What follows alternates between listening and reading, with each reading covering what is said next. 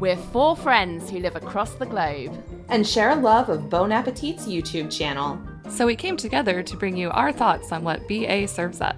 And try our hands at recreating their dishes. Welcome to Pod Appétit.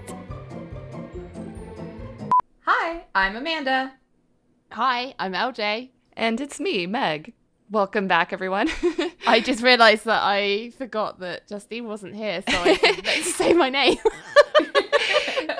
Yeah, so as you may have just noticed, we are missing a host, our dear Justine. She was unable to join us for this and a few of the following episodes due to work commitments, but she remains, as ever, our intrepid editor, and she's definitely with us here in spirit. We miss you already, Justine, and we can't wait to have you back soon. Yeah, we miss you. So what have we been up to in our cooking world, our cooking adventures? Well, I've been cracking on with the Farmers Market Challenge, the Healthy-ish Farmers Market Challenge. I'm over halfway. So last week I did Chris's coconut cream corn with the crispy onions, which was delicious. And I also made the most amazing frittata I've ever had in my entire life. You wouldn't think frittata is like that mind-blowing of a dish, but this recipe, which you had to kind of roast the red peppers, which was the kind of star ingredient, in the oven for, 40 minutes until they're all jammy and delicious. But then you basically deep fry new potatoes in like a cup of oil and some onions for like the same amount of time. So they're all like lovely and golden. And then you basically chuck your egg mixture and your peppers in. And it just was the most delicious thing. I've never had a frittata that was so exciting. Oh, wow. Yeah, that sounds so good. And then today, just before recording, I made the stir-fried eggplant with basil and chili, and it was delicious. Chris Morocco is a genius. But your hand's on fire, you were saying. My hand is on fire. I don't have the plastic gloves that they all wear in the test kitchen to chop chilies, and I basically have got chili all over my hands and it's really burning. I said to my husband, my hand's burning, and he was like, did you get it on the stove? And I was like, no, the chili is burning my hand. But yeah, but it was worth it. It was really delicious. I'm always sad that we don't have the technology to make photos come to life in front of me, because all of your recipes have looked delicious. Yeah, like smell-o-vision or something. Yeah. That'll be the next thing. Scented photos on Instagram. So even though I'm not doing the Farmers Market Challenge, I did go to the Farmers Market the other week and picked up a whole bunch of peaches that were perfectly ripe. And I made the peach and sesame crumble, which was a basically recipe. This one was really interesting because for the sort of crumble topping, it had tahini and toasted sesame seeds. And there's also sesame oil in the recipe itself. So so sesame plus peaches is not really a flavor combination I ever would have thought of myself. And it was surprisingly good. I liked how the almost bitterness of the tahini really balanced the sweet peaches, because the peaches themselves were quite sweet and there was sugar. Yeah. And there was also a touch of lemon, which just really brought it all together. I don't know. It was really surprising, but really tasty. I don't know if I'd make it again, but I would recommend trying it at least once. Meg, what is tahini? Tahini is sesame seed paste. It's kind of like or more like a sauce, I guess. It's even more sesame seeds. It's quite liquidy, yeah. I use it in a few I've never used it in a sweet dish, but I've used it in savory things quite a lot. But the sesame oil and the sesame and the tahini, that's really interesting, because I love sesame flavor. But as I say, I would usually use like sesame oil in like a stir fry or an Asian kind of inspired dish or something like that. But I would never think to put it in a dessert with peaches. But I love unusual flavor combinations like that, so I'd be really interested to try that actually. So you're still on your cobbler kick? I'm still on my cobbler kick. Well, people will hear more about it next week, but I actually made something this week, and I made boozy ice pops, but that's for my side dish next week, so I won't say much about it other than I ate one before we recorded. You made one and you ate them. Yay! I'm very excited for this one. All right, so moving on to recapping Bon Appétit's YouTube videos. On the menu today, we have Pastry chef attempts to make gourmet Pop-Tarts, followed by Andy makes chicken skewers. Then Carla makes corn chowder, followed by trying everything on the menu at a famous Brooklyn deli featuring Molly Baz. Then professional chefs challenged to plate carrots in 1 minute.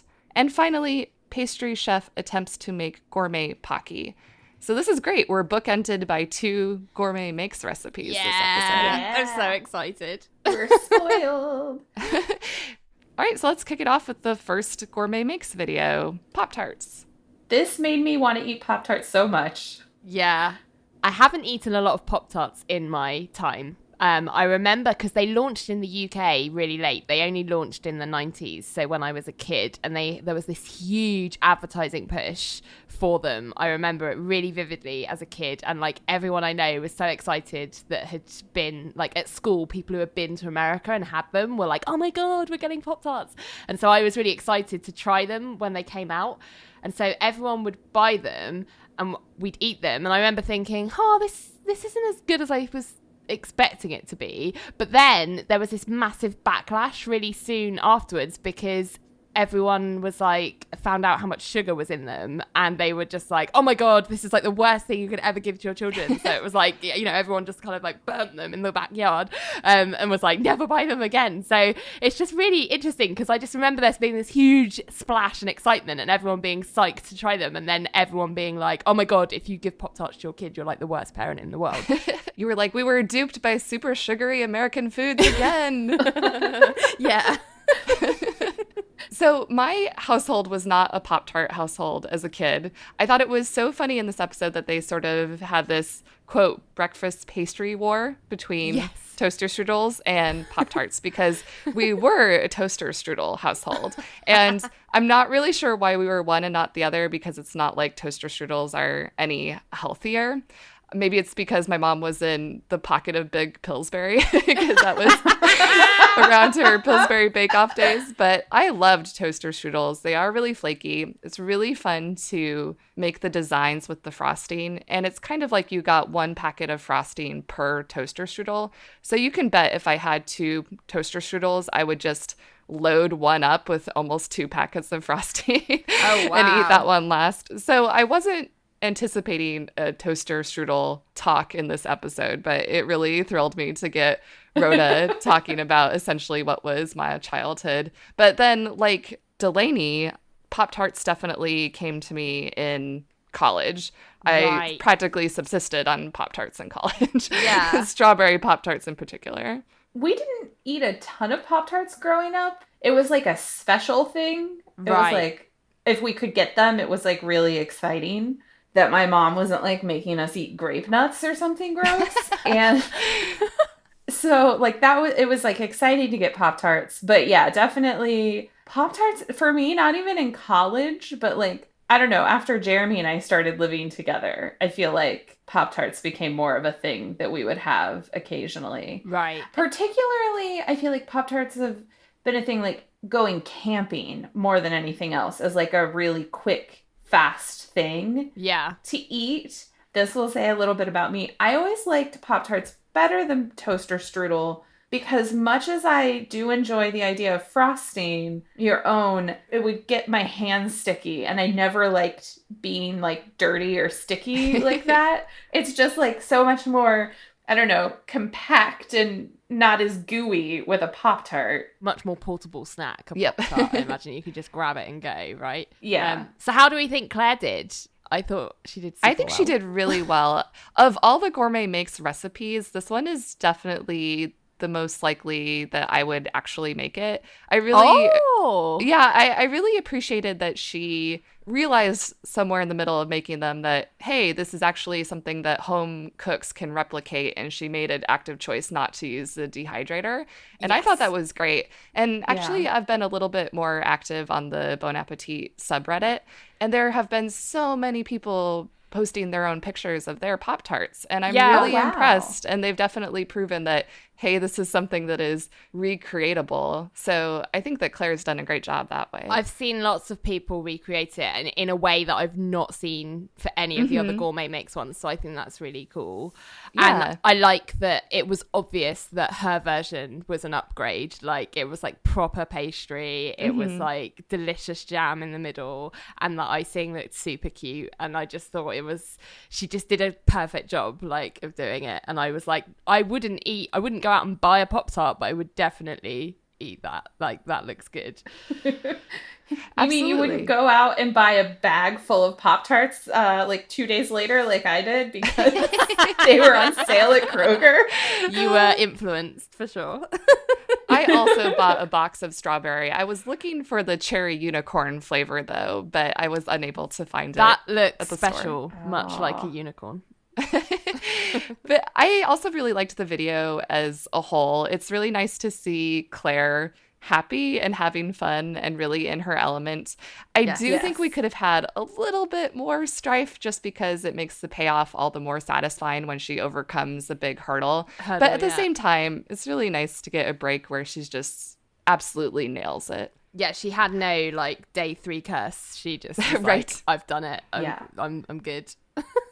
I like that we learnt a few things about the difference, like because there were so many people interested in this Gourmet Makes. We had almost like everyone, and we learned that Chris squirrels pastries away, which I loved was that. Super hilarious. I was like, I think maybe I'm the Chris.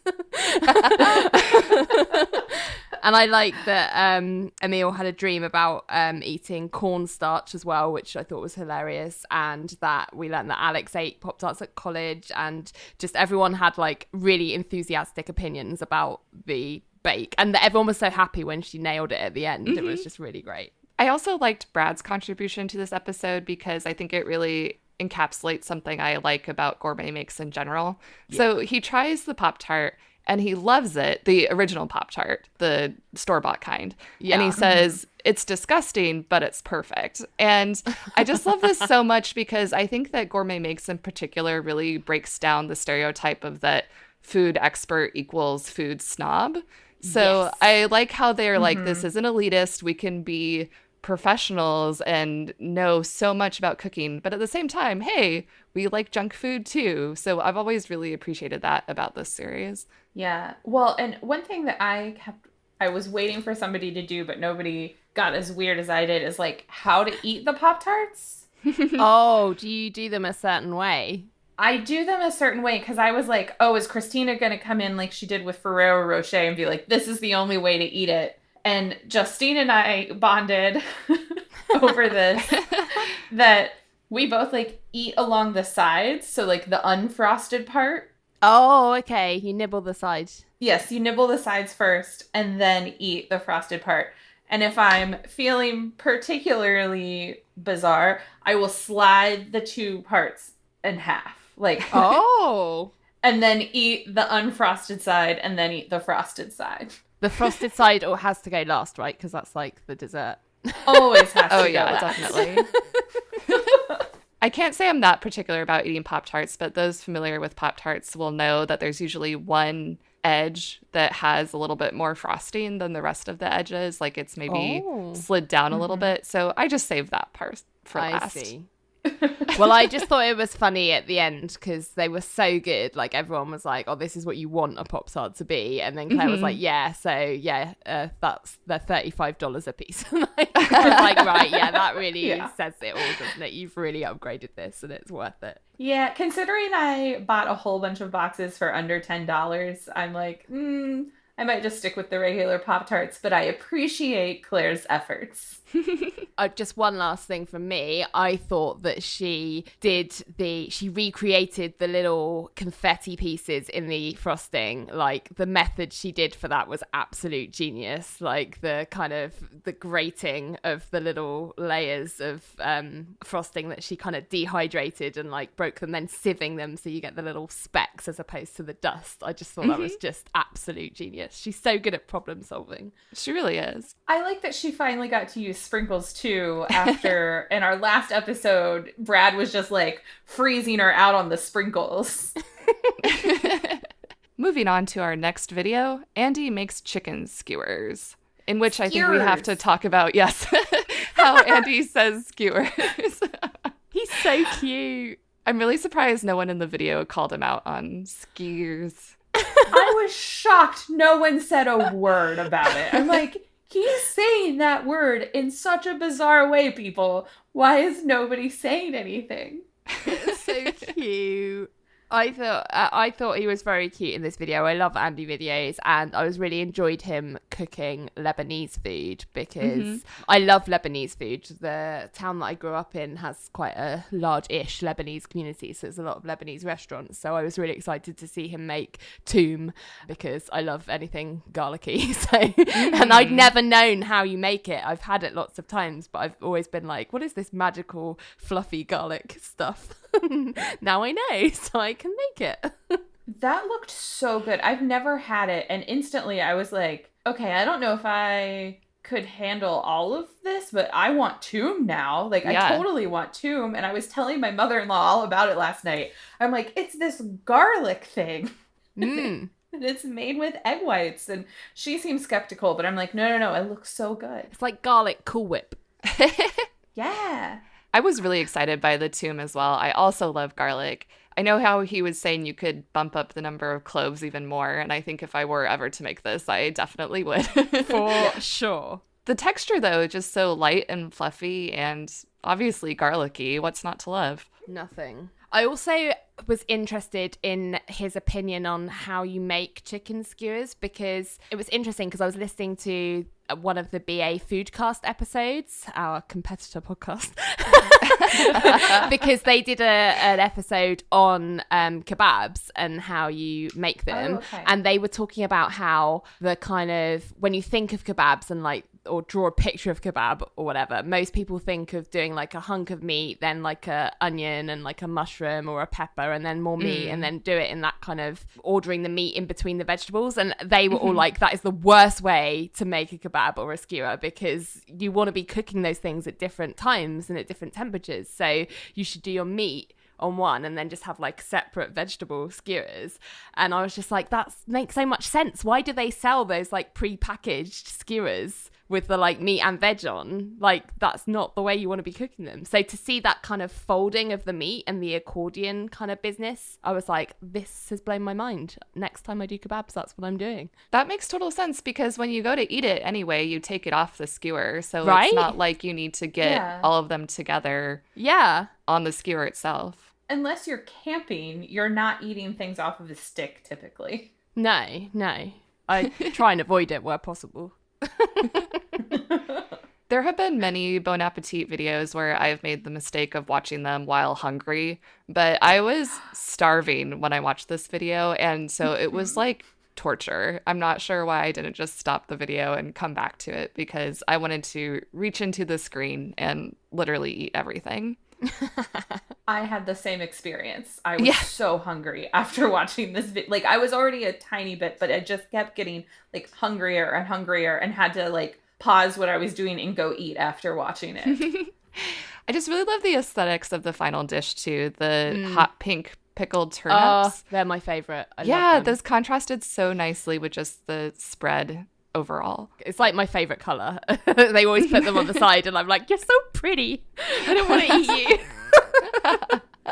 I also really like the bright pink ginger that you often find in yakisoba or sometimes other Japanese dishes. Yeah. That's a good color. It's like a nice coral color. I like that he said, you know, you can have any sort of pickled anything on the side. Like, it was very much like, this is what I like, so that's what I'm presenting here, but you could put something different on the side that's pickled. And I love the red onion salad that he did with it as well. I thought that would have tasted great alongside the skewer, based on what he was describing in terms of the marinade. I just think, you know, after you've got a big, heavy bunch of meat and then you've also got the creamy, garlicky, you want something fresh and light to kind of cut through that. So the red onion salad looked delicious, and it was okay for him to be eating that because he wasn't going to be kissing anyone later. So well, that was my segue into my favorite Andy moment, because he says, I'm not kissing anybody. My love life is, and then he trails off. Cue the sad music, cue black and white. Yeah. And then he says, actually, very good. So funny. I love Bam, that. chicka, bam, wow. Yeah, Well, and that I was liked hilarious. the music change Yeah. too. So then it was like, oh yeah. Oh, everything's yeah, good. getting it on. I was also like that we found out that Gabby is chaotic good in this Yes. episode, which spawned a heck of a lot of memes. Yeah, some fans have posted their sort of alignment chart, their D&D alignment chart for the test kitchen staff, and it makes me wonder if Andy has seen those, which I like to believe that he has. Yeah. I think some of them definitely like follow along about what's happening on the BA social medias. Mm-hmm. I did a little yes when Andy made the comment about how we don't know how he identifies when he was like, Oh, the camera person. that was it. Yeah, he was like, he's gonna, I can't remember what he said, but he basically said like, I don't know how he identifies, and I was like, yes, Andy's got good gender politics as suspected.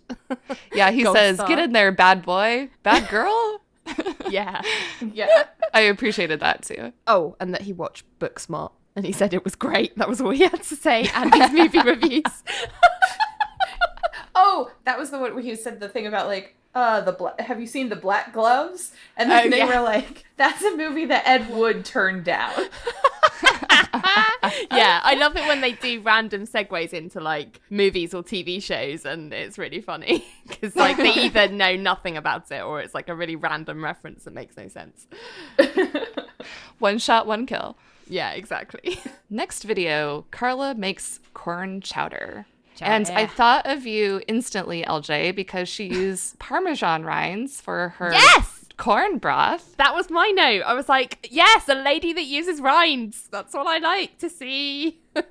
Yes, this was a handy tip from LJ in her bolognese episode. I'm not a massive corn fan generally. When I was growing up, my mum used to make like sometimes give us corn out of a can, like as a side, or like frozen sweet corn, and I just found it like really sweet, and I just wasn't a big fan.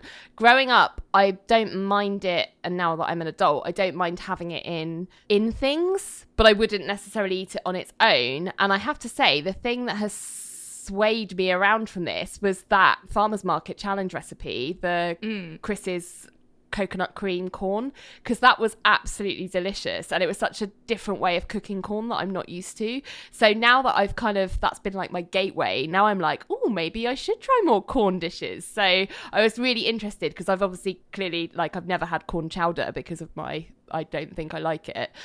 So I was really interested to watch this. I thought this looked great too. I've always been a big fan of corn though, so I guess it's not that surprising that I would like it. I think this has come up before, but I'm very adverse to soup. Yeah. So You're like, what is this? as I said to LJ recently, I was like, you probably shouldn't have me talk to you about soup, because I'll just be like, so it's liquid food, I see. Like, that's about how I feel. But like some of the process I found interesting, like when she was cutting the corn and talking about getting corn off the cob, which is always, because I do like corn, and like one of like my signature dishes I make for family events is corn casserole. I really like that she was like, it's okay to just like chop off a little thing, so then you have like a little ledge. You have an edge that you can like keep the corn there so it's not like rolling all over. And I was just like, oh my God, that's genius. Great. And why have I never thought of that? Like, Yeah. I liked like the way she was talking about that. And I was kind of surprised that for the broth that she was doing it with like the corn husks. And that's probably just because I don't know about making soups. So I was just like fascinated by that she's like, well, really what we need right now are the husks. Or not the husk, the actual like cob itself. The cob, yeah. And I was just like, oh, this is fascinating. Like that. Well, it wouldn't have occurred to me to use them for a broth because I don't cook with corn, or I haven't cooked with corn. So I was like, oh, of course, that would be the basis of a corn chowder, like a corn broth. Like it makes sense if you think about it. But yeah, I had the exact same reaction. Hadn't crossed my mind before, but yeah, it's essentially the bone of the corn, right? yeah. So if you want to make your bone broth. I like recipes that use everything, and so I thought that was a really good way of like, because obviously normally with cobs you'd just chuck them out. So I just thought it was really good that you were doing something with it. Absolutely. And Carla mentioned something that I think was just kind of a truth bomb or a little bit of wisdom. She always seems to pepper some wisdom in her videos, but she was talking about the connection between flavor and time. And she essentially says, more time equals more flavor. And it's so obvious, but it's also a good reminder. Like, yeah, you can have a really quick dish, but you might not be able to infuse and incorporate all those different layers of flavors. And that was kind of her way of saying, yeah, it does take several hours to make this dish, but I promise it'll be worth it in the end. Yeah.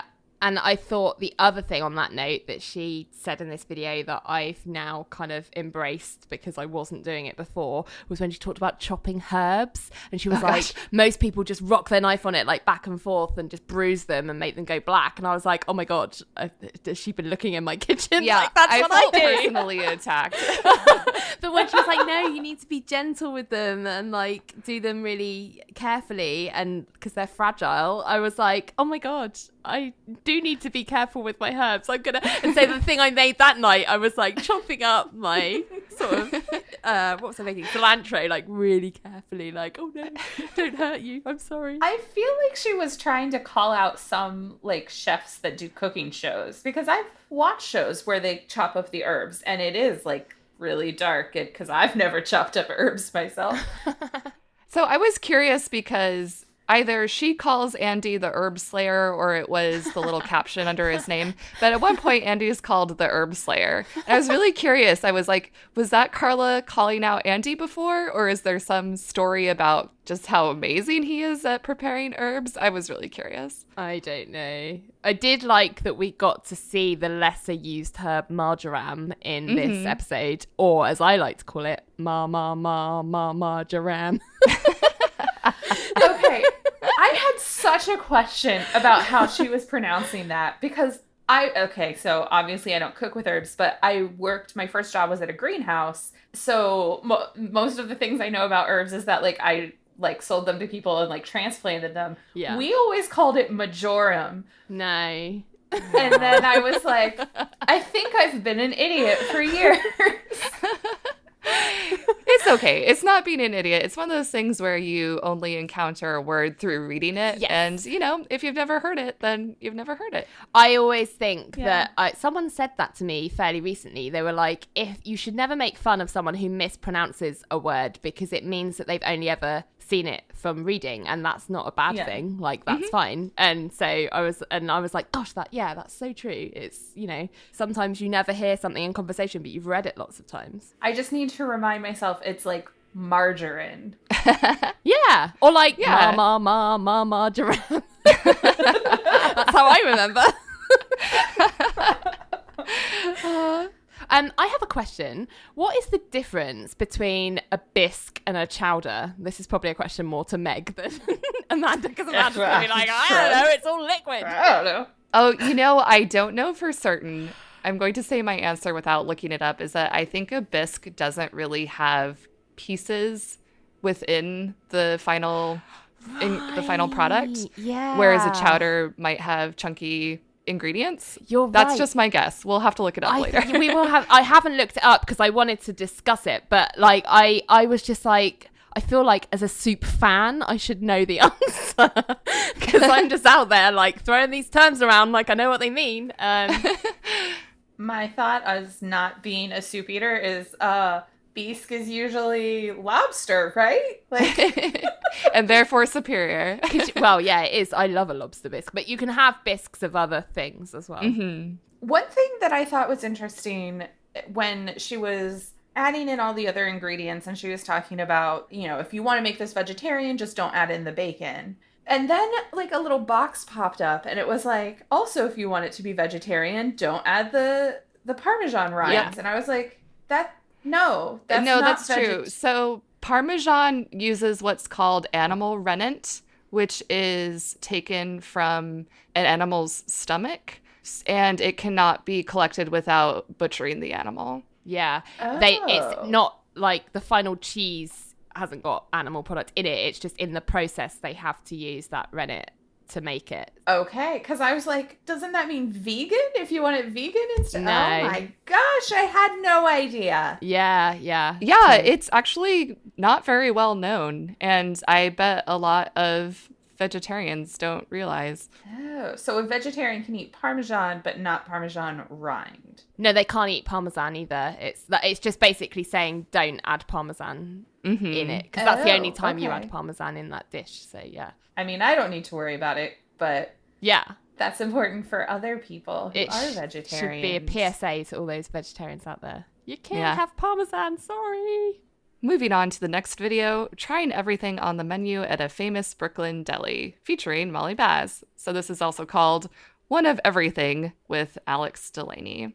I didn't think I'd have much to say about this video, but I guess I don't really accept that everything looks so delicious. And I just wanted to try literally everything. Yeah. I love Jewish food. I don't know exactly how far back it goes, but there is a bit of my family history that has Jewish heritage. I think it was like my nan's granddad or something like that. In the town where I grew up, again, like there was a big Jewish community, so we've always had like bagels and matzah growing up and stuff like that. So all of that food feels really familiar to me. And I loved seeing, like, Frankel's is definitely on my list to go and visit next time I'm in New York.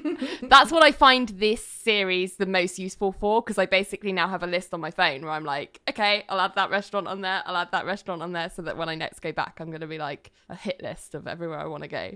It was really fun to see Alex and Molly do something together, because they're not a combo we see super often. And I thought that she was in a really fun mood, because I felt like it was like her neighborhood and she was like showing Alex what it was like, which was nice. I'm not sure what I would want to eat out of all of that stuff, because there was so much there. I really liked this combo of personalities too. One of my main observations about their interactions, though, is that they were seated way too close together. Yeah. It always looked like they were gazing into each other's eyes and like about to kiss or something. I'm like, personal space, people. Yeah, there was definitely that kind of weird, like semi-awkward, it was almost like flirting, if I didn't know that Molly was obviously married and they mentioned her husband a bunch of times. But it was like because they were in such close proximity, they couldn't like, it was like trying to be like fun and exciting for the video, but also they were just like super close together, so it was really awkward. So it just felt like watching like a weird first date. It really did. I wish they had gotten, I mean, I know they're not going to do this, but like I wanted to see almost a shot of like what the whole place looks like, because it seemed like it was small. Tiny. Like the kind of deli where it's basically a counter and a couple tables. Yeah. And so they were like taking up the whole room in the deli. And I got that vibe too, yeah. It just seemed like they were a little claustrophobic. Especially when we did get the one shot of like the crew eating, and they were like also like all piled up on like a table. Like, I'm actually glad they did show the crew eating some of the leftovers, because my one big complaint through this series, because there hasn't been, I don't know how many there's been of this series, but I've always been like, what happens to the rest of the dishes, because that is a huge amount of waste, and I really hope that it's going to some people, because that would upset me otherwise. So I was really pleased that they made a point of saying like, we don't waste food, the crew's going to eat it, we're all going to eat it. So I was like, thank goodness. Yeah, absolutely. Yeah. I think this is only the second one of this version of Alex Eats Everything, because it's everything on the menu. And what he used to do was like go somewhere. Like I watched an episode when he went to Chicago and tried like the Chicago hot dog at like multiple places in 24 hours. Right. So I think this is a different iteration, because he was eating everything himself, because it was basically just him. I like this iteration a little bit better because I like the pairings that they're doing. And I think it's kind of interesting, an interesting concept to try everything at one restaurant and then say like, what's the best one from each category and then what's best overall. I thought it was pretty funny that they didn't really follow their own final rule in that they had to give awards to the top dishes, and then they just ended up making up their own top dish. The AM special. The AM special, which I found quite entertaining. And also, this was sort of peak Molly episode because she was so full of the abbreviations, which I love about her. So the AM special, or the Shreddish Shreddis. Yeah. Which I guess isn't an abbreviation, more of a portmanteau. But I couldn't tell if she was being sarcastic about how much the test kitchen loves Shreddis. No, that's true, because I have been following the Foodcast and their stories, and recently she developed a recipe for the big fat beach hoagie, and they have Shreddis in that, and they were all going on about how everyone loves Shreddis. Okay. So I think it's a genuine thing. I don't think she's being sarcastic. I hate shredded lettuce like that. Like, if I get a sandwich, I want a piece of lettuce on it. When it's the shredded, I feel like it just falls out everywhere. It drives me nuts. I like it because I feel like if you just have a leaf, then it just gets all wilty and sad, especially if you're having it with something warmer, and it just gets all soggy and weird. Whereas the shredded lettuce, I feel like keeps a sort of, especially if you eat it straight away, it keeps a kind of texture. I like Shreddis as long as it's been properly dried off. I've definitely had Shreddis that is just way too wet after washing. Right. And then that totally defeats the purpose of adding crunch or texture. It just makes the bun sog out. When I do it, I shred it, and then I don't know if this is just something that everyone does, in which case this is redundant, but I always put it back in the salad spinner to spin it off again. And like to get it real dry. But yeah, you're right. No sog in lettuce. No sog. The more I get to know about Molly's preferences, the more I feel like we kind of share a similar palate. And she said, I do not prefer chocolate, which I guess actually meant she hates chocolate. And I don't hate chocolate, but I definitely do not prefer it. Like, given the choice between chocolate cake or white cake, I'll choose white cake, or chocolate ice cream versus strawberry ice cream, I'll choose strawberry ice cream. So I was really feeling Molly in this episode. Oh no, I love chocolate. So when she said I do not prefer chocolate, I was like, what is wrong with you? Yeah, I am a lover of chocolate. So I was like, I do tend to prefer chocolate with something else. I like chocolate combos, but I was just like, oh no, Molly. Like, chocolate accents are great, like chocolate chip cookies, of course, that's super good, or a chocolate ribbon and some vanilla ice cream. I'm definitely on board for that.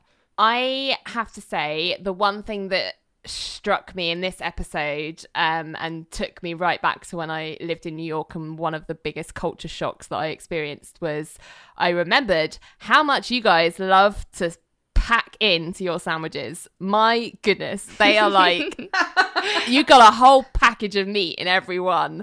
And I tell you, you would not get something like that ever served to you in a sandwich shop in the UK. It would be like a third of the amount of filling would be in there. Like, you just would not get that much. And I remember when I lived in New York, I was like, I cannot physically eat that amount of meat. So I would go into a bagel shop or a sandwich shop and be like, I want this, but can you give it to me with like less, like halve it again, like less? And they'd be like, you know, it still costs the same, right? And I'm like, that's fine, I just don't need that much meat. And they would just all look at me like I was insane, like, what is wrong with you? And I'm like, it's too much. Think that's a little bit of a New York thing, because if I order something here in Columbus, it's usually not as big as, like, it's been a while since I've been in New York, but I remember when I went into a deli and I was like, okay, I think I got like a turkey club or something. And so I was expecting it to be a normal sized turkey club. And then it was like those where it was huge and it was just like piles upon piles of meat. And I was just like, what is going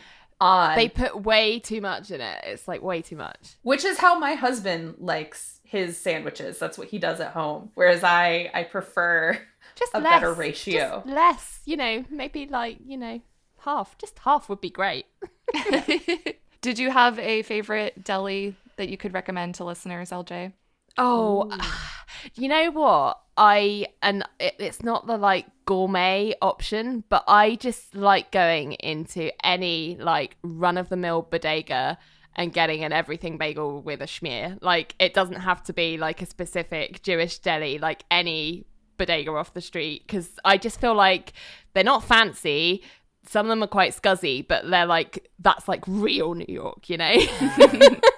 So I don't have a particular one, but that's where I would go if I want for breakfast or something, want a bagel, then I'd go there. Moving on, professional chefs challenged to plate carrots in 1 minute. Okay. This was a bit of a departure. Yeah, my first note is, what is this? It Very valid question.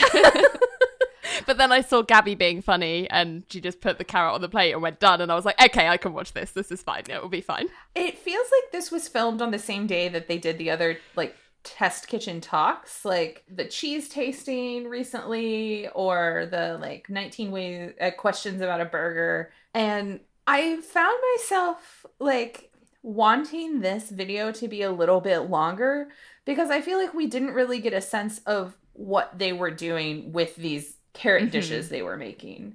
Like, it was kind of hard to follow exactly who was doing what. It was very chaotic, which sometimes was great. Like, I enjoyed a meal trying to find a mandolin and never using it, and got a little F-bomb in there. Like, yeah, I agree with you. And, like, my biggest problem that they omitted, probably for time, is that nobody tasted them. So I'm like, at the end, I was like, but what do they taste like? Like this, how am I supposed to judge who wins if I can't see what they taste like? Absolutely. I had really conflicting feelings about this video because, of course, I love the personalities, but it did not feel well conceived or well executed. The people even participating were confused about what the goal was. And exactly as you said, who's the winner? Like, you can't present this silly challenge / competition and then not present a winner at the end, especially with a food competition where the viewer can't taste the food themselves and make a determination of whose dish was the best. So yeah, I do feel like it was maybe rushed a bit, felt a bit incomplete.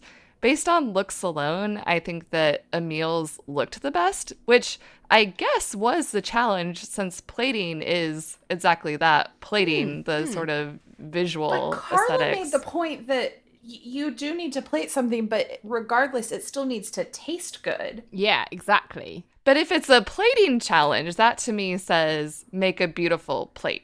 But to me, a beautiful plate is useless if it's inedible. Yeah. For sure. But we'll never get to eat it regardless. No. But I have to say, on that note, I was like, if someone was like, you have to pick a winner, I would definitely pick Carla's, because I was like, A, she was talking about taste all the way through, so I trust that she would have thought about that. And B, I just was like, what she made was really fun. It was like this avant-garde, like Jackson Pollock schmear on a plate, and then with the bread, thought about putting the bread there so that you can actually pick up the dip. And I was just like, I'd eat that. I wouldn't eat the others because I don't know really like what they are. Like it doesn't make any sense. Well, I think our sort of conflict between the three of us here really speaks to just how the video wasn't successful, because they didn't really successfully lay out the criteria for what they were even judging or what they hoped to accomplish. But I did really like that Carla took on the challenge of wanting to make it from start to finish all in 1 minute. That was very impressive. Yeah, I thought that was super impressive. Like, she set herself that extra challenge because she's Carla. But also, I felt like there was a lot of confusion with the pre-preparation stage, because I feel like some people were like, the timer's not started now, or has it? And obviously it hadn't, because they were like, no, it's from the time you touch the carrot. But it was like, some people were doing like 90% of a whole dish and then waiting for their minute. Some people were just gathering their ingredients, like, and I guess maybe that's part of the challenge, is like, it's how you interpret the instructions as well. But I don't know, it just felt confused and, as you've said, like, not thought out very well. It felt like they didn't even really know what their rules were. Totally. They were asking them. Yeah. That's why I wonder if this was all filmed in the same day and they were like, we got to come up with another one real fast. Someone cook 6 carrots.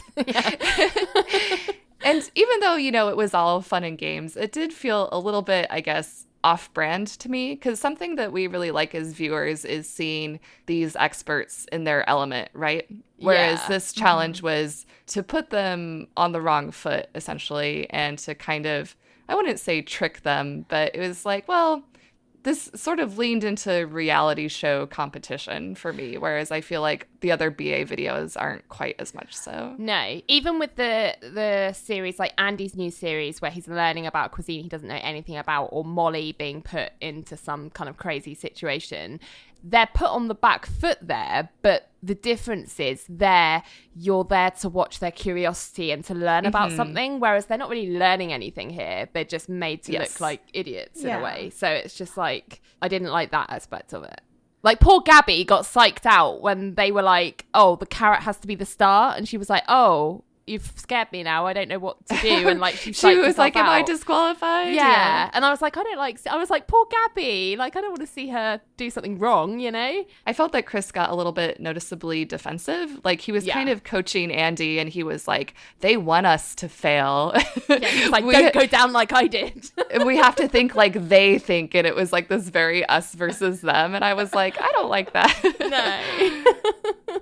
Yeah, I definitely had a feel of like a producer was like, this seems like a good idea, but somebody who's like producing who doesn't work with the food as much or something, like it felt very odd. And like going off of what you said about like being on the wrong foot, I think also like we see Claire have bad days in Gourmet Makes or with like Sour Donuts Part 2, but you often have everybody else in the test kitchen there to be supportive. Yeah. And like, you know, hold them up and be like, well, it's okay, like, because you succeeded in this part and you'll just get there. Like, and with this, because it was quote unquote a challenge, you didn't have that sort of like helping hand or I don't know, holding hand sort of thing where it's like, even everybody's like, it's okay, like you can do it.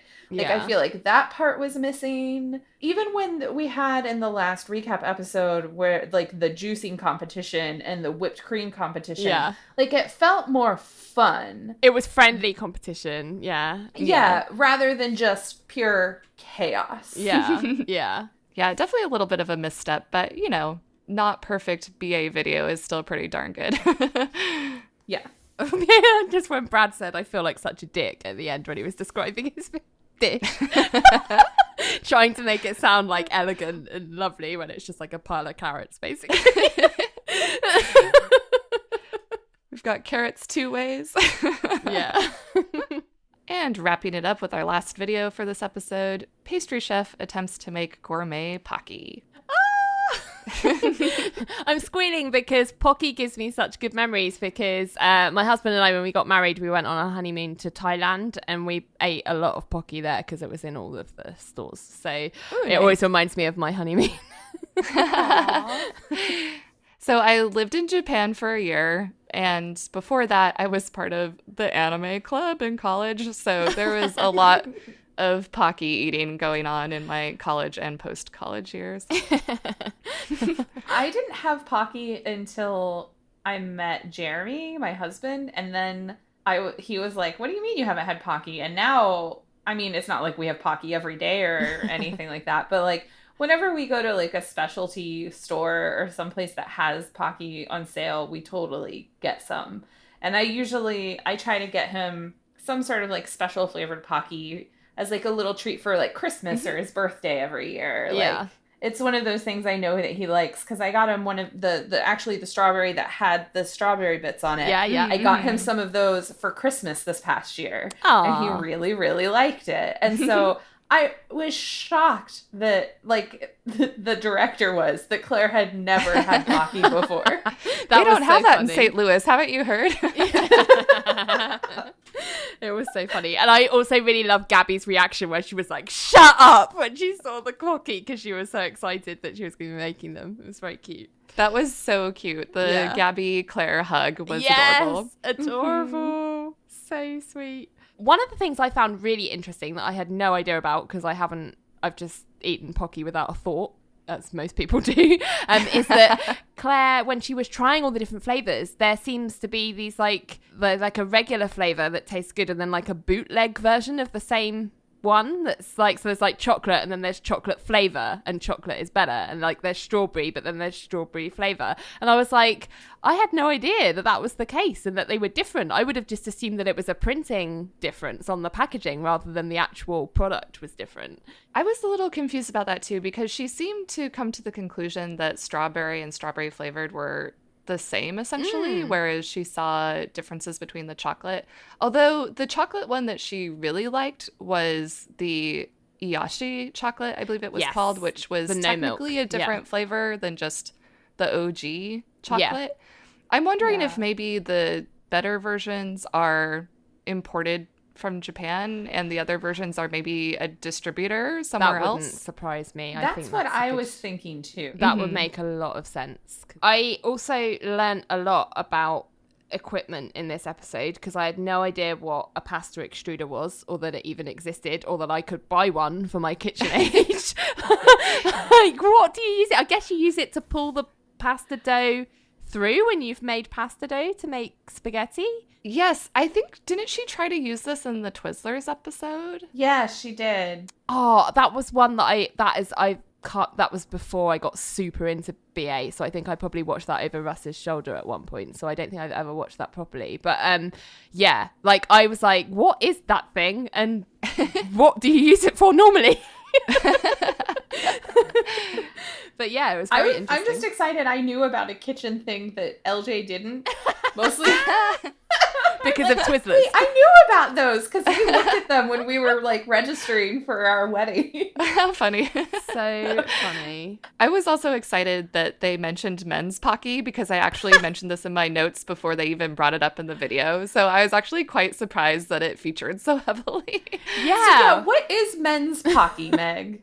So today in unnecessary gendering of products, it's pretty much exactly the same as normal original chocolate Pocky. It's just that I believe they describe the chocolate as rich dark chocolate, so they've added another descriptor on there, and the packaging itself is blue instead of red, but those are literally the only differences. Japan hasn't caught up yet with our newfound realization that you don't need to gender chocolate.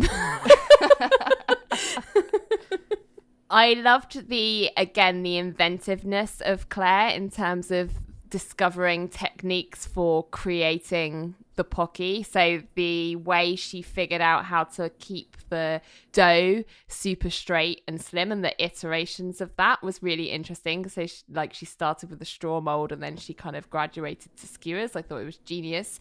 And then the other thing that I thought was amazing was the nozzle. Like, I would never have thought to use a nozzle, like a piping nozzle, as a squeegee to like make sure that you get that thin layer. She's just so clever. I thought that was brilliant, and everybody loved that technique. You know, Brad and Chris, like, oh my gosh, check this out. Yeah, she's so inventive. I love the so-called arts and crafts section of this video. She was really in her element. Yeah. And yeah, the piping tip to get the even distribution of the dip was so smart. I thought that was extremely clever. And a better use than just trying to stick it down a straw. Yeah. Which did not work. And also even the foam at the end, like when Rhoda came out with that big foam board to like have somewhere for them to dry. Like, I just love that. I also loved how Rhoda was helping her in the final day, I think it was. She was helping her with cleaning that piping tip nozzle, and also with finding the foam. Oh my gosh, that foam board. I was curious to know why Claire felt the need to drag the entire foam board with her across the office. I was like a little Pocky stool. Like, she was like a little mobile Pocky train, like, that she was just taking through the entire office. Yeah, at one point I thought she called it like the Pocky buffet or something. Yeah, like she that. did. So I was like, well, I guess that's why. And if she hadn't done that, we wouldn't have gotten the wonderful moment where Emil nibbles on it hands-free like a goat. I loved that so much. Emil Just was the way he was like, like, do you eat it this way? And she's like, well, you can if you want. Like, no one else has. I also really like that she left some for Christina because she knew that she'd want to try some, but she wasn't around. So she just left some under that cloche, like the Pocky fairy. It was so cute. Claire Saffitz, the Pocky fairy. Yeah, I can't decide if my favorite title for Claire is the Pocky fairy or the donut golem. Yeah. They're both pretty good. They're both, yeah. The other thing I really liked about this episode was how supportive Brad and Chris were. Oh, like, yes. They were so sweet. Like, that she was just like, oh, I didn't temper the chocolate. And Chris is like, who cares? Like, doesn't matter. Like, don't worry about it. I want to be like, who are you, sir? But thank God you're being kind. Yeah. I think that cute. Chris is really actively walking back his stance on tempering. I think maybe he was like, I need to chill out. But no, I really appreciate this new direction he's taken, regardless of what made him change his mind. I also thought it was really funny when Alex showed up at like the worst possible moment and Claire was like, go away. The face he makes. I need to have that in GIF form as like my new Nope GIF, you know? Just like, whoop, I'm out of here. I feel like this is another one too, like the Pop-Tarts, that I think you could perceivably make at home.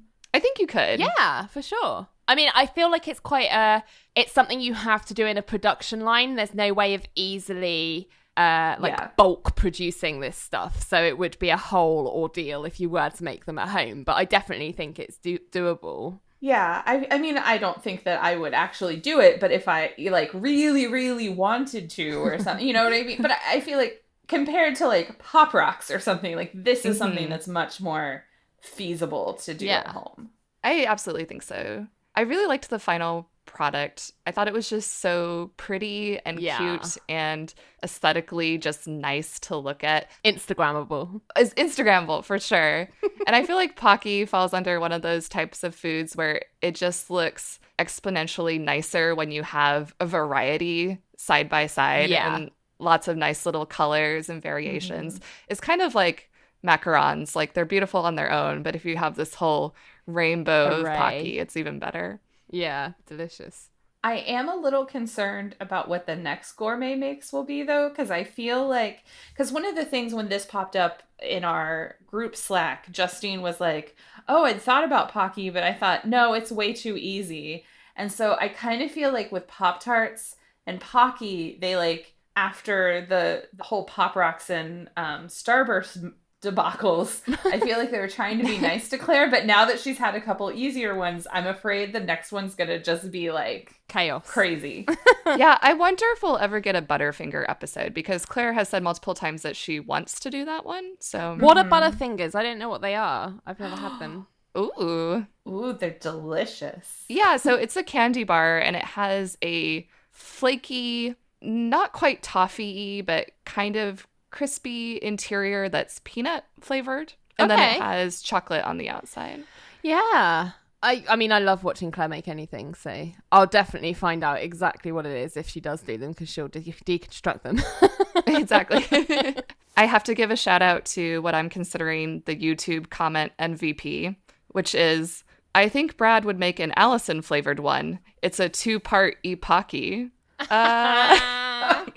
All right, so we've made it through our menu of videos. So what was our favorite video, and which dish are we most likely to make out of what we've seen this episode?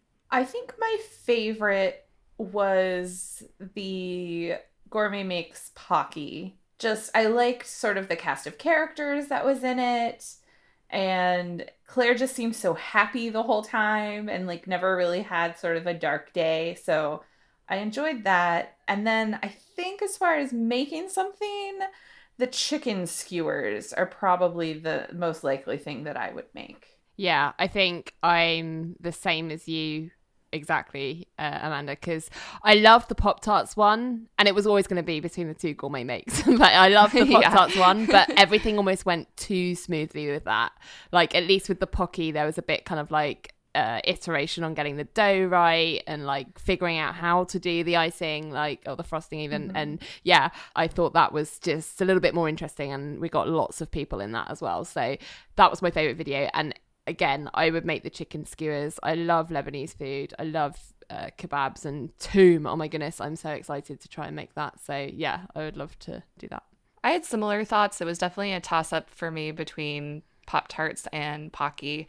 I think I have to go with Pocky as well for the reasons you were saying. There was at least a little bit of strife. There was some challenges she had to overcome. So I was really satisfied by the end result of the Pocky episode. For which dish I'd be most likely to make, I'd really love to make a Gourmet Makes recipe one of these days. Yeah. So I'm kind of considering Pop-Tarts, but as I've mentioned before on this podcast, my husband just doesn't eat sweets at all.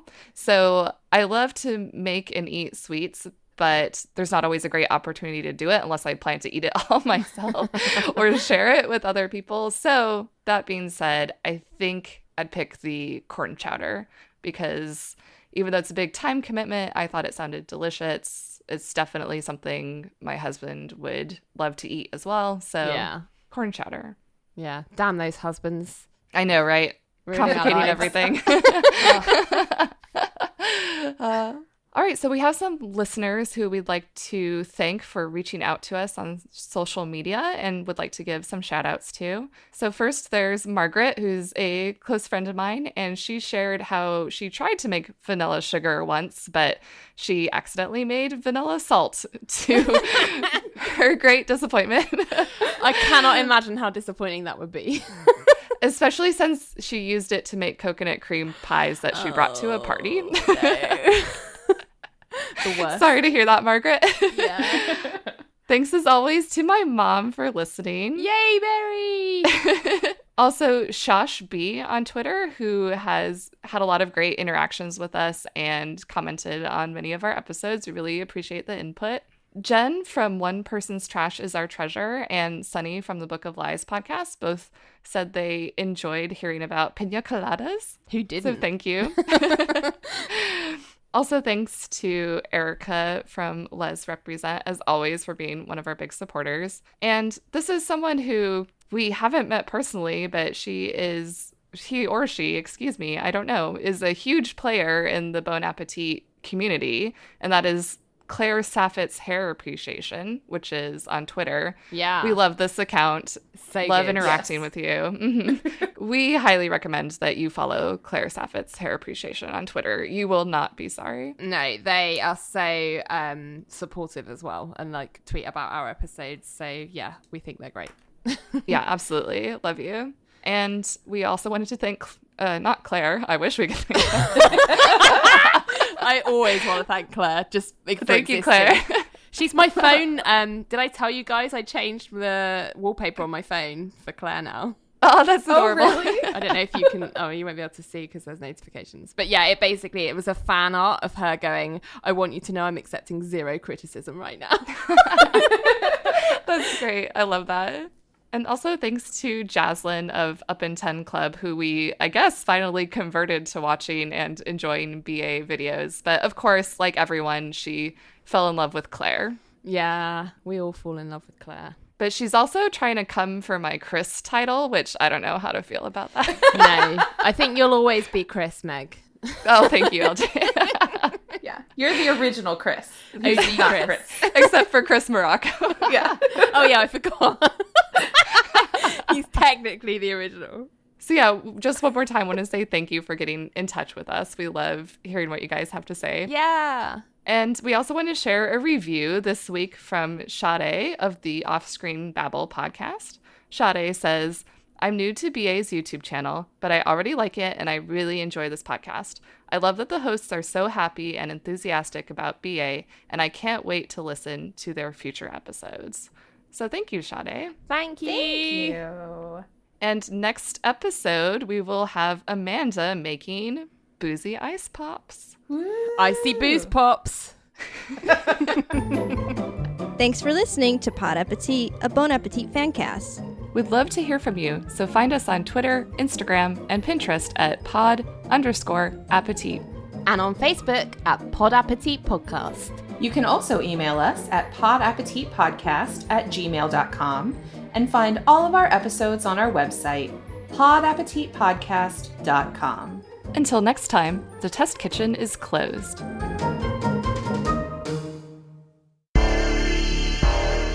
Is your Netflix queue basically all true crime movies and series? Do you ever wonder why you can't open a bottle of Tylenol without using the jaws of life? Crime Culture, hosted by me, Haley Langan, And me, Caitlin Mahar. is a podcast that discusses true crime, pop culture, and how the two relate. From killers that have inspired hit films like Silence of the Lambs, To the motives for crimes such as the murder of John Lennon. Join Haley and me every Tuesday to discover the pop culture side of true crime.